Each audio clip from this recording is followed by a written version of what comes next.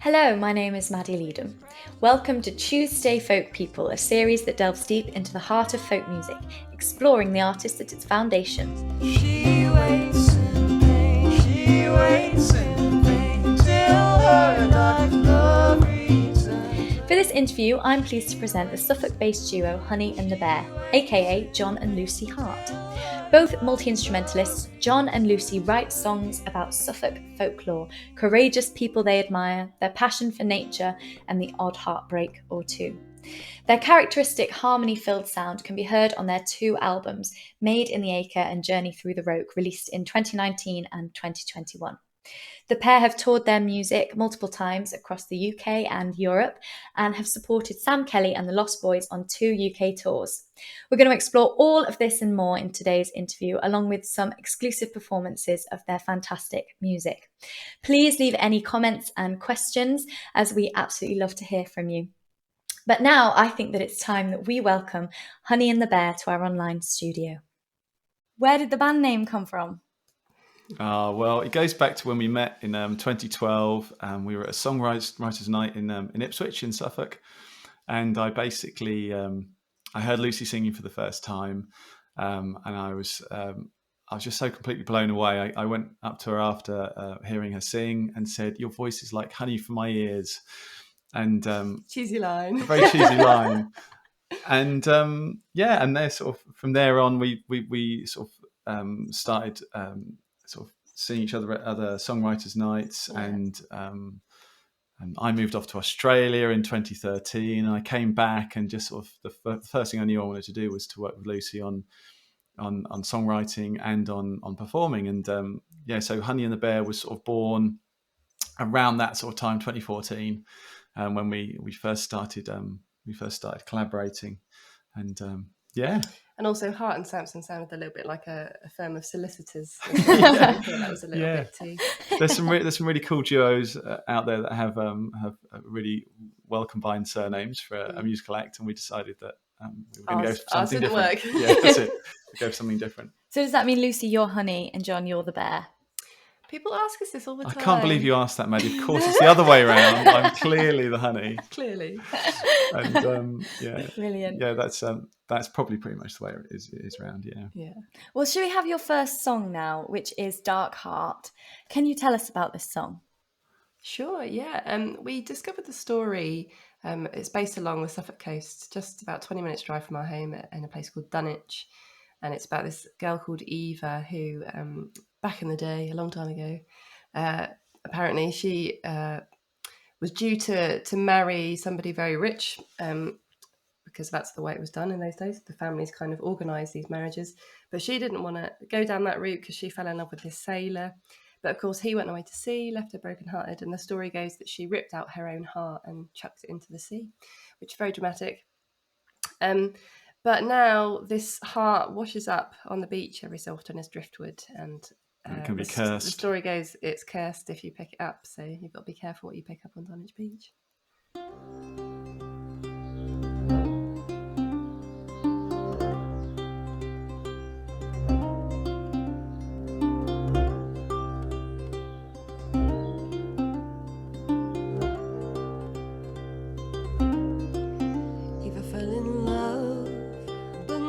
With he, the man she was engaged to marry, she fell for darkness, fell for danger, gave herself to this perfect stranger.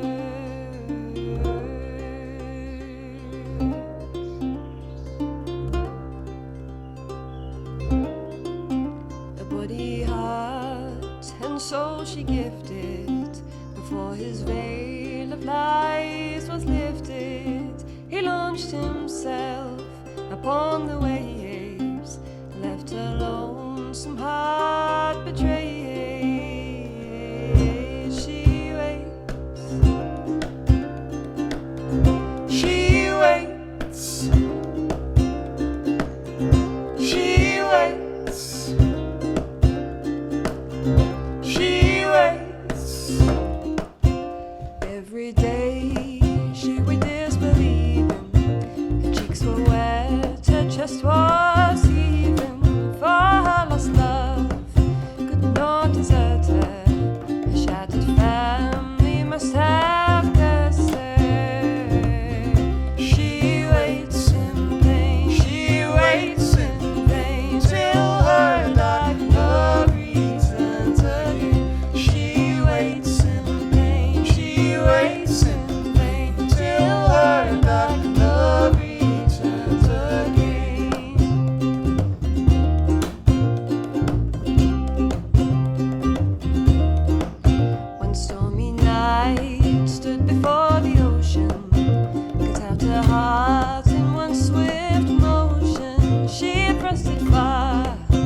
waves crashed upon his.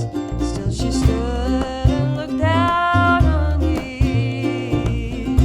She waits in pain, she waits in vain, till her dark love returns again. She waits in pain, she waits in vain, till her dark love returns again.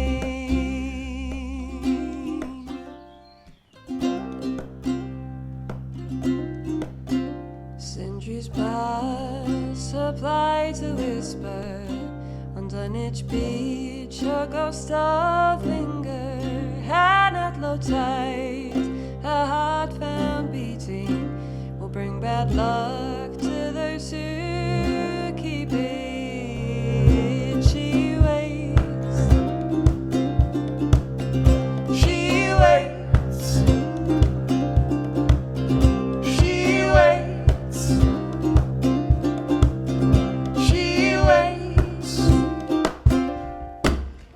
She waits in vain. She waits in vain till her dark love returns again. She waits in vain. She waits in vain till her dark love returns again.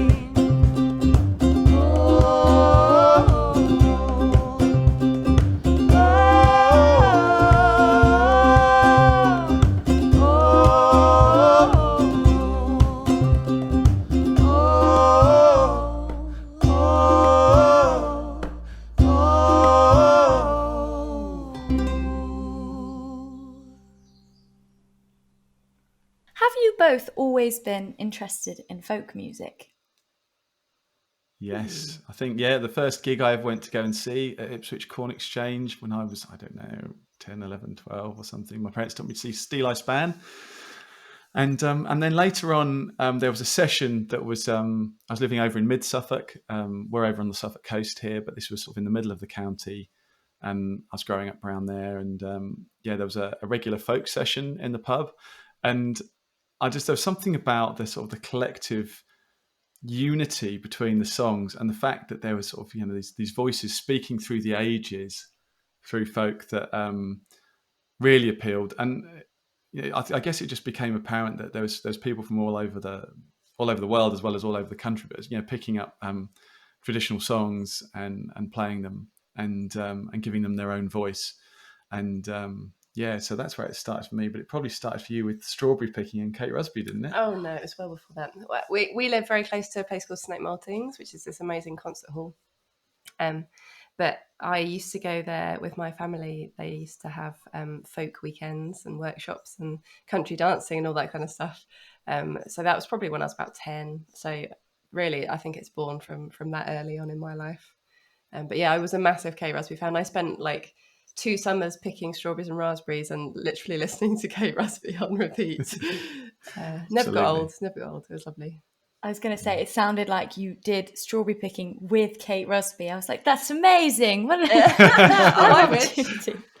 I wish.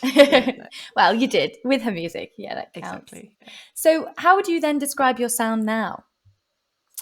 It's a contemporary folk sound that we've sort of found. We took a few years to really settle into the songwriting sort of home that we've sort of built, and I think it's lots of influences and lots of our own experiences. But yeah, I think it's something that now on the second album, especially, we sort of feel like we've got into a groove with the songs representing a lot of the stories that we find, but there's a lot of our own experiences in our songs as well. But it's really great to have the sort of the backbone of local stories and national stories, national folklore that we bring into song. Yeah. I was actually going to say we've got some amazing songs lined up today. We've already had the one, but it just shows how amazing you are at songwriting. And I wanted to explore your process of songwriting. How do you tend to go about that? It varies from song to song, really. We often get asked whether we write lyrics and things together, and we tend to not do that so much. we usually go into our little separate heads for, separate rooms for writing lyrics, and then musically we come together. But it might start with a noodle, on the guitar or something. John regularly picks up his guitar and he'll just start coming up with these gorgeous sort of melodies. And I think, oh yeah, and then we might start humming over top, and it kind of gets born from that. Or it might be that I've seen a story, or John's sort of discovered the story, and I write some lyrics for it, and then kind of, it really does vary. Yeah, we have written a few together, haven't we? Yeah, I think that's the sort of the main sort of area where we sort of go off and do our own thing, is where we sort of get a seed of an idea. Yeah. And if we've already got a musical idea that we can collaborate on, we'll collaborate on that before writing the words. I'm always late with the words. Lucy's just gets the lyrics coming. Often John will get up in the morning and be like, I've got to get my guitar. I've had this amazing idea. Yeah, and he goes downstairs and has to get his guitar and start working out what it was. I've actually dreamed up a song. Really? I woke up in the morning and I had to write it down as soon as I got up, and although we don't actually sing that one, do we? That is just so prolific, being able to even do it in your sleep. I can't even do it when I'm awake, and there you are, fast asleep, you come up with a song. Amazing. But one thing I get from all of your songs is this amazing instrumental accompaniment that you have, like just so many instruments, and you do all these really cool things with them. I wish I knew the names of the techniques and stuff that you do, but is that a really important part of your songwriting, this accompaniment? Yeah, it's a really important part of the songwriting, and also the live show as well. I think we as the duo, we always try and have as many textures and as many different kind of, it helps the variation in the set and on the albums to be able to diversity, and starting songs from different instruments as well. So sort of, for example, with something like Dark Heart, that very much started with Lucy's ukulele piece, and she wrote it around that. And then with other songs, it will start from a different instrument, and it maybe start with something more rhythmical. So that's something we really like, the mixing up the formula, so that there's different places that the songs come from musically, as well as from the narrative and the storytelling. That's really important to us. And then, of course, there's our guest Lost Boys, Toby Share and Evan Carson, who also bring all of their textures onto the recorded and the live shows. And occasionally, when we can get hold of him, Graham Coe is our wonderful friend and cello player, who's played with us on one show so far, which was something we'd like to repeat. We're hoping to repeat at one of the festivals this year.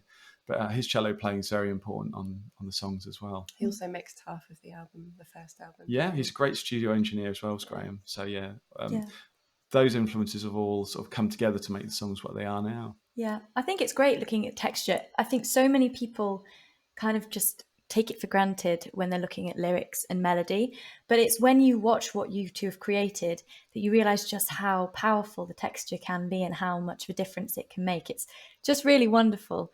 But also, speaking of tradition, the folk tradition, how important is that for you in your songwriting? Well, although the two albums we've got have there's only one traditional song on them so far. Lucy sang in a choir when she was in her early teens, and travelled. You travelled extensively with the choir as well, didn't you? Yeah. And they sang a group of traditional songs that My Lagan Love is one of those songs that featured in your repertoire from the choir, didn't it? Mm-hmm.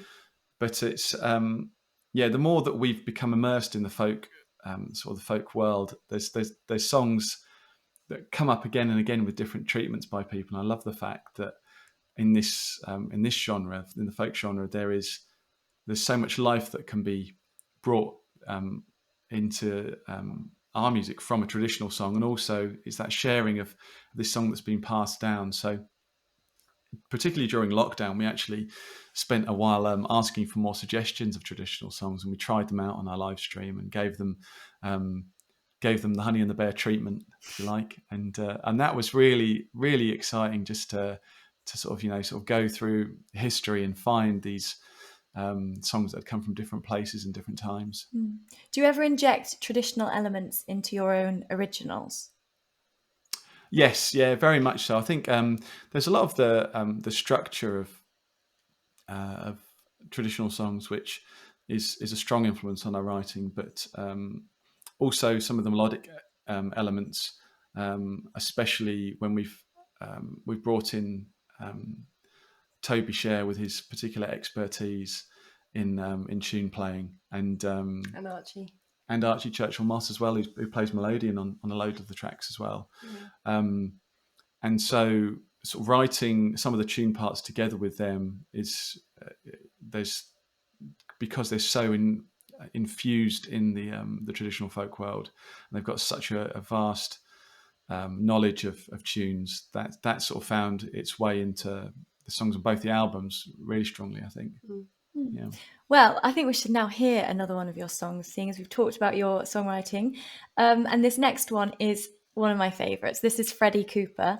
Can you tell us about this before we hear it? Oh, thanks. Yeah. So Freddy Cooper is the Aldborough lifeboat. And this song is in particular about a rescue in 1996 of the Red House lugger, 80 miles off the east coast of England. And it's pretty rubbish as a folk song because everybody survives, basically. If it was a proper folk song, everybody would die, but everybody lives. So yeah, it's a very successful rescue by the Aldborough and Lowestoft lifeboats.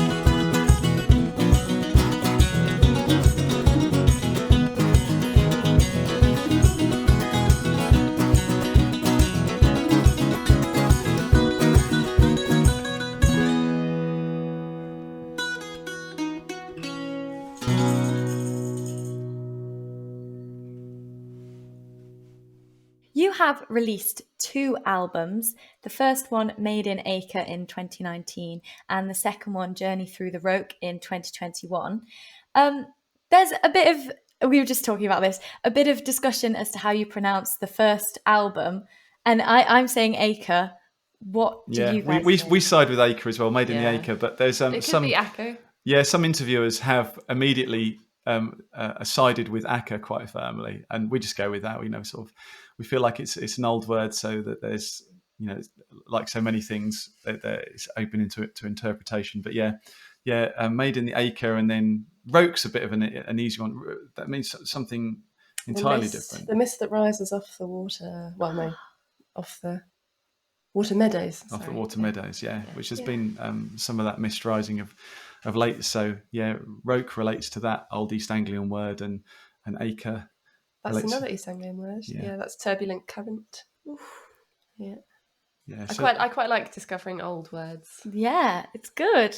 I mean, it means that I have to search it, and then it does expand my vocabulary. It's great. And so, speaking of, it's like an old East Anglian word in both the albums. How much are those albums influenced by East Anglia itself? Oh wow, yeah. Well, a lot, I Yeah. guess. There's a couple of stories that are from wider afield, and they're sort of great British personalities. But Yeah.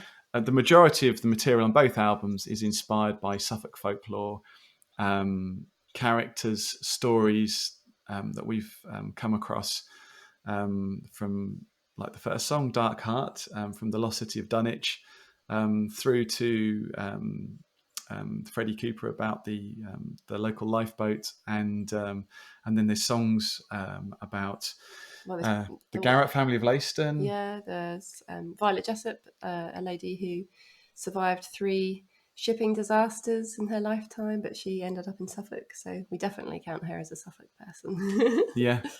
For the invention of the hovercraft that was tested in Alton Broad. Yeah. And then It's not just Suffolk though. East Anglia counts as Norfolk as well. So we've written songs about a lovely tree house called Tinker in Norfolk. Yeah. And then there's also songs about the Garrett family of Leiston. Did we just mention that? Yeah. They're both of the albums are really sort of very much infused in sort of the area around us. But there's a couple of examples of more national inspiration with a song about Sir David Attenborough. Who did you know? Sir David Attenborough is just the most amazing guy, as we all know, but he writes back to everybody that writes to him. He's incredible. Does he? So kids that still write to Sir David, he writes them back handwritten letters, and we received a handwritten letter back from Sir David ourselves with our publicist, and it was that was one of the most incredible moments actually of making the second album, was getting a letter from Sir David Attenborough. We were just like Absolute speechless. legend. Yeah. Oh my god. I don't think there's ever been such a loved person in the world. There can't be anyone who dislikes him, and if there is, then I really just don't understand. Yeah, that's it. It's unfathomable, isn't it? How I think it's probably that sort of that stage of his career. He's still working into his 90s and still putting forward a great message to the world. So we wrote that song out of absolute and ultimate respect for the great man. Yeah. And so when you explore these East Anglian themes, are you doing it purely out of interest for the stories and stuff, or are you doing it to actually try to preserve in a way, or is there any other ulterior motive for you doing this?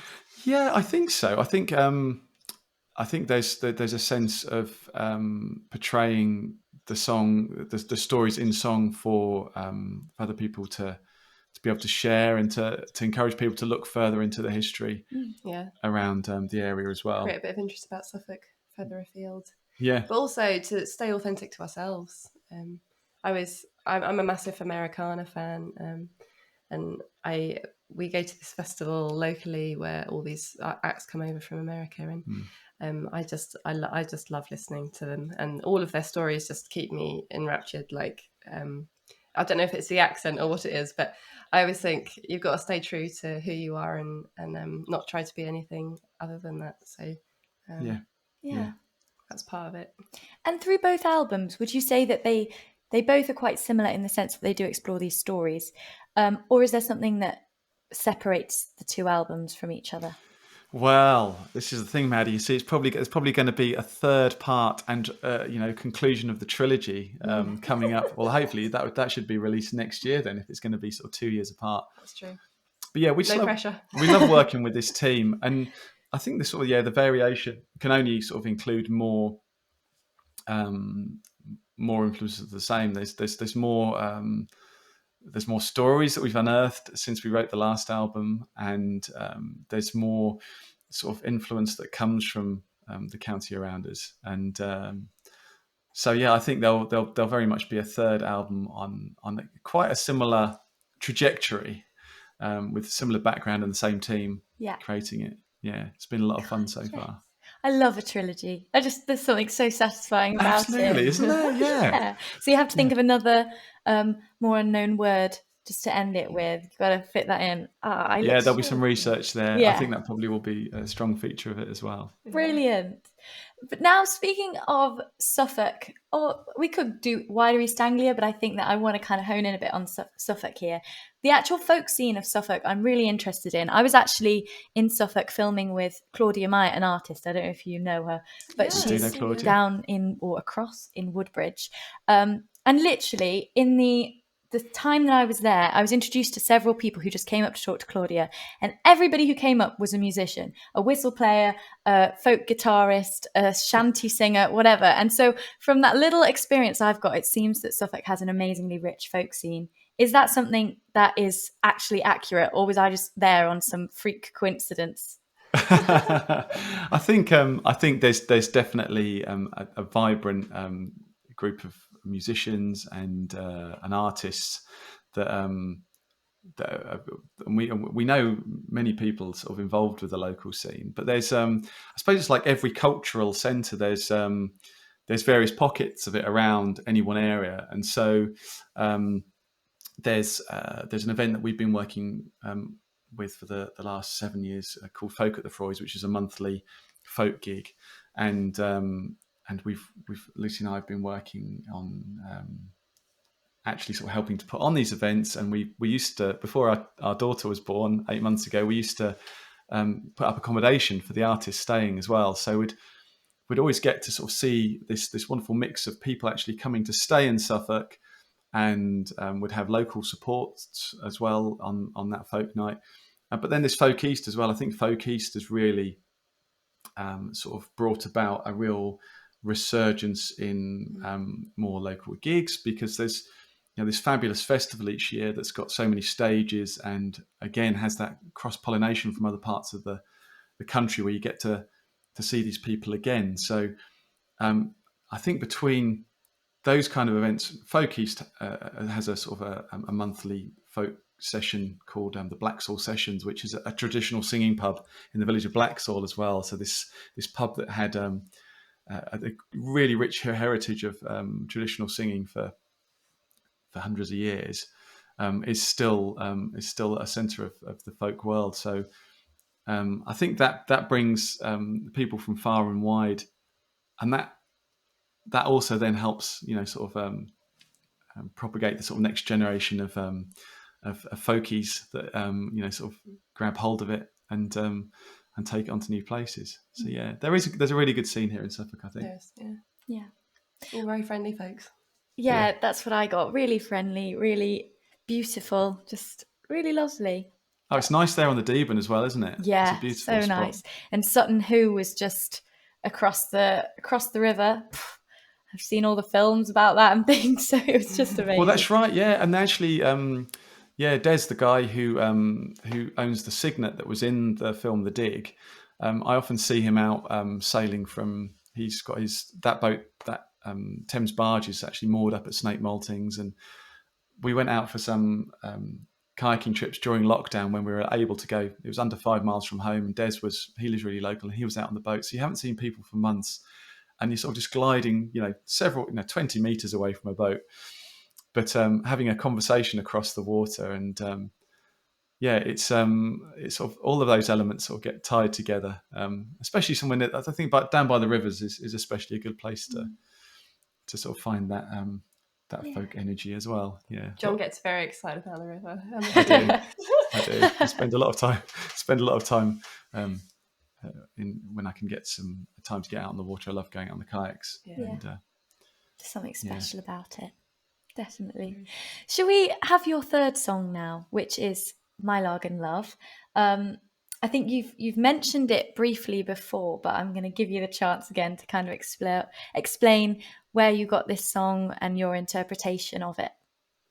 Yeah, so John mentioned that I was in a choir, the Suffolk Jubilee Choir, when I was a teenager, and My Lagan Love was one of the folk songs that we sang, and it's just been a song that's stuck with me ever since I was a teenager. I've always loved it, and there was a couple of others, The Water of Time, which I again really loved, and Bonnie at Morn.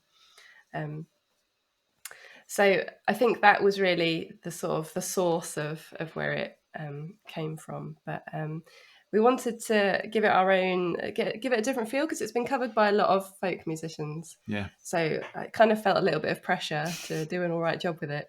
And it was just really exciting because on the album, obviously, we could add as many layers as we liked. So there's a lot of cello.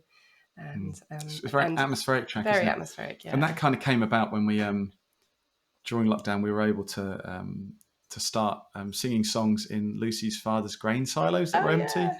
So we sort of really found this big cathedral-like sound It's inside amazing. quite a small cylindrical building. It's corrugated tin, but it's quite a high structure. So we went in there with guitars and the other instruments, and just really found this wonderful sort of fullness in the sound from a very minimal. It's a lovely sound, acoustic, really. yeah. So that's where that's where the background of the song and its sound on the album came from. But it is traditional Irish, of course. It's not from Suffolk, but that's all right. That's right. These songs get shared around the British Isles and come back again.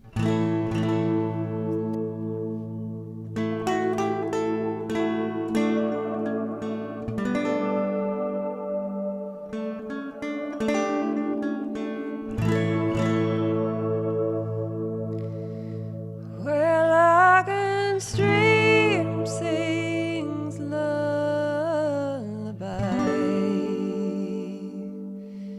there blows a lily fair, the twilight gleam is in her eye, the night is on her hair, and like a lovesick Lennon she hath my heart and throw, no life I owe, nor liberty, for love is Lord of all.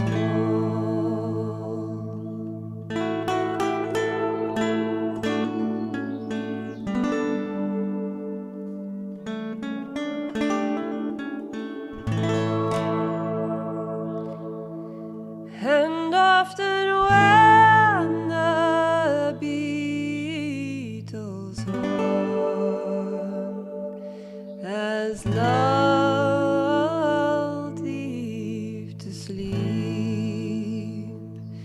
I steal unto her shieling lorn, and through the doorway creep. There on the cricket singing stone, she makes the bogwood fire, and sings in sweet and undertone the song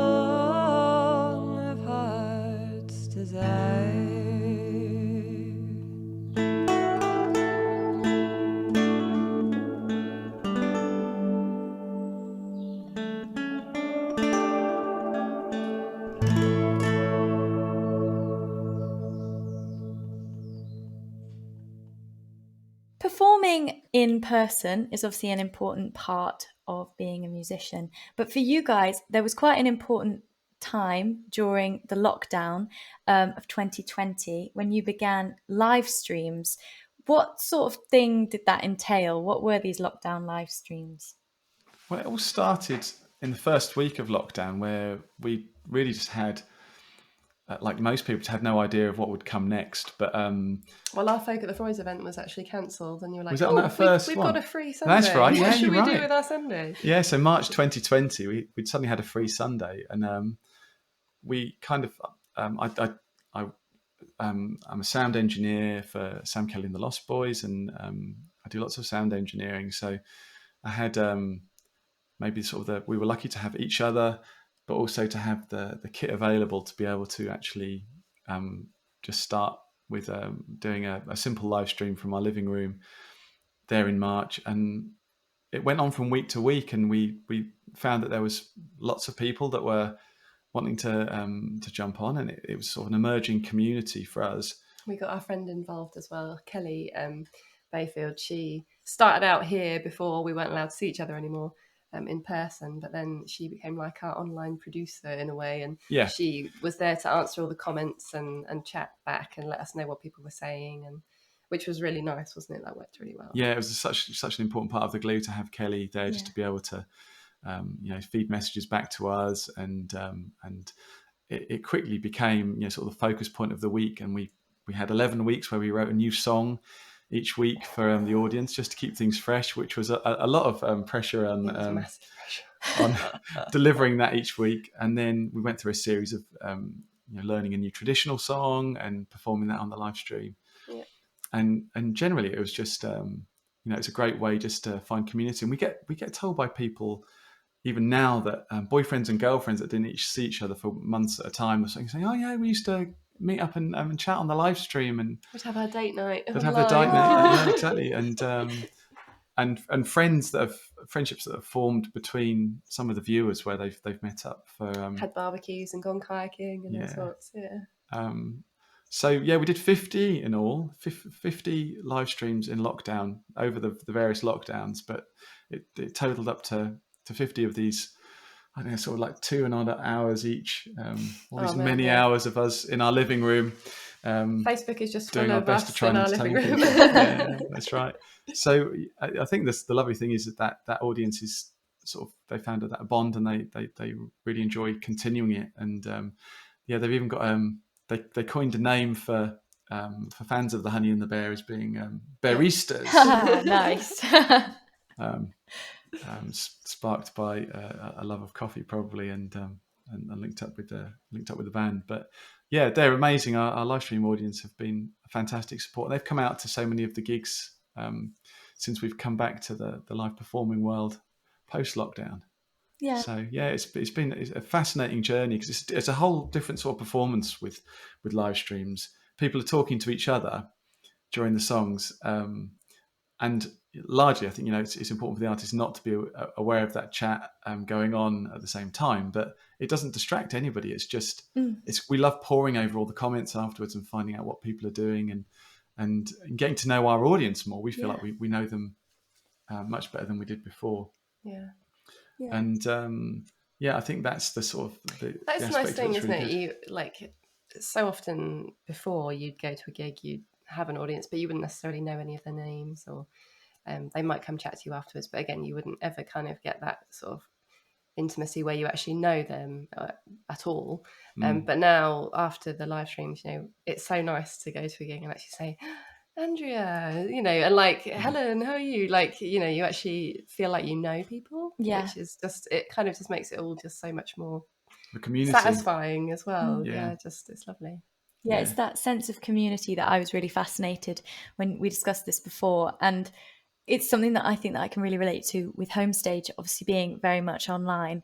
And then when something does happen in person, it does make it so much more special, because there's all these people that you have got this bond with, even though you've never met them before officially in real life. And I just think that it's just something so special about that. And even though the pandemic was such a hard time for many, some beautiful things did come out of it. And So Yeah, it's indeed. good to look at those. And how has been performing out and about in person changed now from before? Obviously, you've got these audience members, but does it feel good to be out now? Yeah, we've had a it does great feel time with lovely, gigs, yeah. haven't we? We've been very lucky that we've been out and a little bit further afield over the last couple of months, and we're taking our beautiful daughter with us, and Nanny and Grandad are in the back of the van with Gracie. So yeah, we've got a very full van load when we go out. It's literally the double bass is kind of sort of propped on the top of everything on the back seats and fastened in place. But it's great to see people out at gigs, and people are travelling as well. They're being so supportive, and it's working really well. We're playing lots of gigs with Evan Carson and Toby Share as well. We've got a lovely festival season ahead, haven't We've we? got a big festival season Pretty much coming up. every weekend for the Ooh. next 3 months. We're out and about, aren't we? So, Yeah. yeah. At lots of the big folk festivals, and so that's really exciting. Exciting to be performing with Evan and Toby as well, because we love that it, kind of yeah. the big sound of playing with They're other so musicians. talented. Yeah. Yeah. But yeah, that becomes its own culture on the road as well, and arriving somewhere new, and meeting. Actually, the last gig, nobody had watched live streams. Nobody It's had totally heard the of other end of the us, spectrum. actually. Yeah, no one had heard of rather us than being at lots all. of familiar people, it was sort of people that hadn't come across us before. And again, great to meet new friendly faces, and share our music with a new audience as well. So yeah, I think live streaming is a big part of what we do now, and is here to stay for us. And in conjunction with live shows as well, which we've always loved, and it's great to come back to. Yeah. But they do something a little bit different, and I think that's as you're saying, Maddie, that's a really important thing to embrace coming out of lockdown. Bring the good aspects of that period with us, and Yeah. integrate them with what's going on. But speaking of the future, you've mentioned you have gigs and festivals you're going to. Do you have any other plans? So next album, Yeah. Oh yeah. part 3 of the trilogy, out sometime maybe mid-late next year. Yeah. We've got various numbers that we've been working on for it, and they'll keep on evolving and changing. But A bit slower than before, of course, because time is very, very limited now with the baby as well. But yeah, we'll get there, won't we? Yeah. We'll get there. And that's it. So yeah, just more of what we've already been doing, I suppose.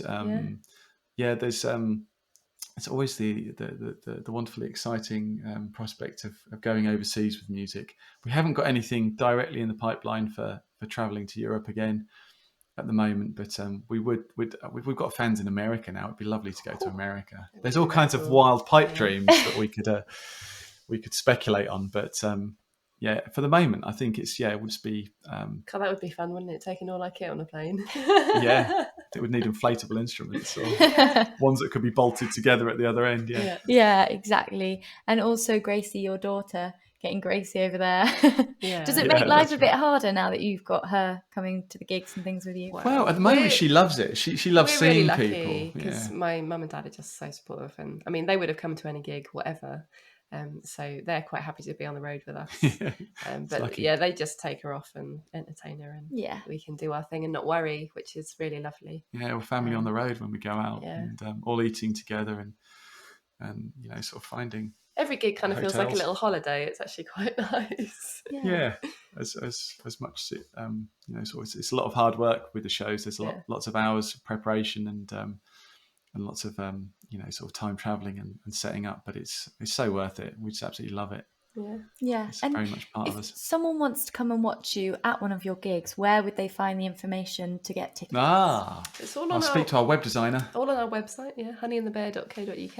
It's got all of the gigs and the shop. They can buy some of our music as well. Yeah. Lucy's she's a wonderful graphic designer, so all of the artwork on the albums, the album artwork's all by Lucy, and the t-shirt designs are all by Lucy, and the website as well is designed by Lucy. So that's very much your expertise, isn't it? So yeah, honeyandthebear.co.uk is the place to find out about everything, really. Fantastic. Well, sadly, we've run out of time for this interview, but we have got one more song. So all is not at an end.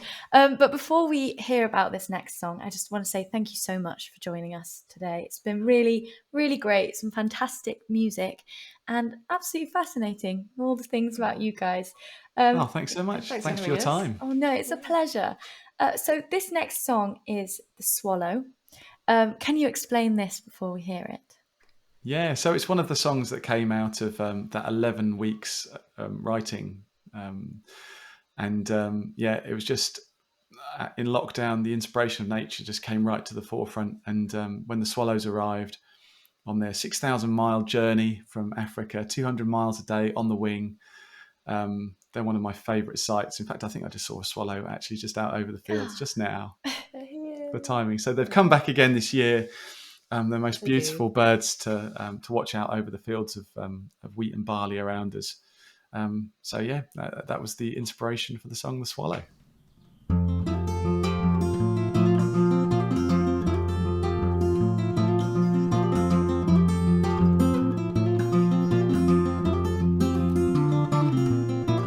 When you're so young and tender, comes as no surprise. You must be ready first time that you open your eyes. There is safety in numbers, together you thrive. You are drawn to the flock that will keep you alive. Dusk is cooling skies in late September.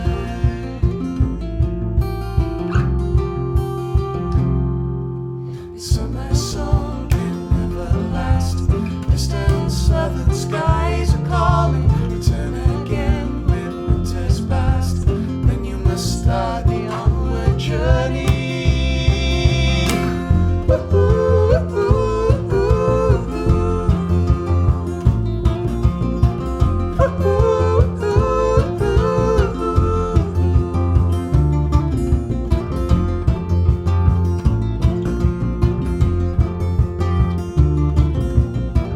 Through all of your winters, you see an African dawn. You keep returning ever since you were born.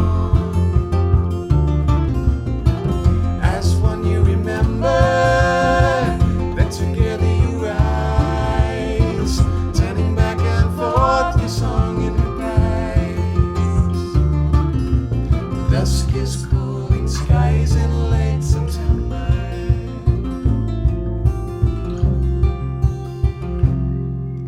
Summer song can never last. Distant southern skies are calling. Return again when winter's past. Then you must start the onward journey.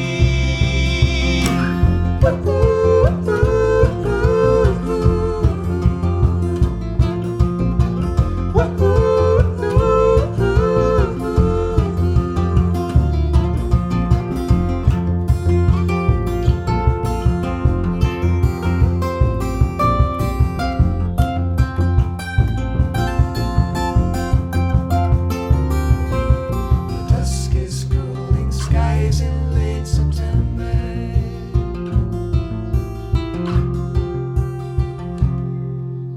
Summer song can never last.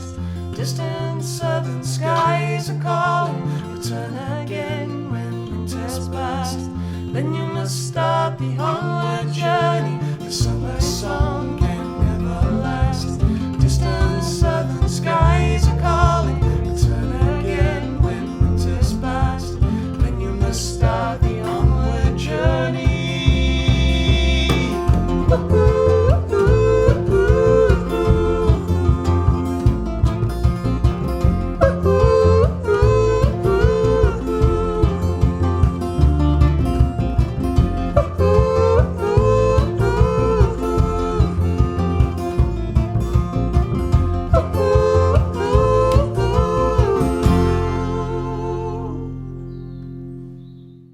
Our next session will be 2 weeks from today at 8 p.m.